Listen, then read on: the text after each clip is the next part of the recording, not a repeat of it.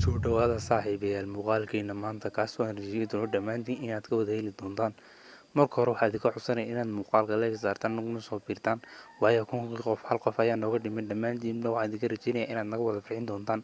Haddaba haddii aan sheekadiina sii kula kalno, wiil yar ayaa ku noola tuulo yar. Tuulada yar ayaa uu ku noola wiilka yar waxaa mid aad iyo aad u fiican, maalin kastana dadka u qaban jiray wax kastoo ay rabaan. wiilka yar sidii loo arki jiray dhammaan waxa uu fiicnaa caadooyinkiisa, isla markaana markii uu 20 jir gaaray waxaa dhacay wax aan aad iyo aad loo filayn dhammaan dadkiina ka wada yaabiyey. isla markii uu wiilka yar 20 jir gaaray waxa uu bilaabay balwadda qaadka iyo weliba dhammaan daroogiska.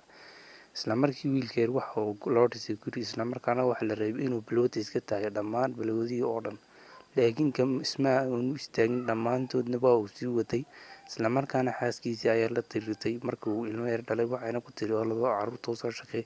isla markaana isaguna balwadiisa oo keliya ayaa ugu shaqaysan jiray, markaana meel kastana dayn ayaa looga yeeshay. isla markaana stress ayaa qaaday, markiina aad iyo aad ayaa u xanuustay. markaana waxa uu bilaabay inuu xaaskiisa dilo habeen madow. dhammaan carruurta habeenkaa way wada hurteen. haddaba haddii aad jeceshahay qisadan qaybteeda labaad ayaan soo dhigi doonaa, waxaan la siin doonaa inaad dhammaantiin ka wada hesheen.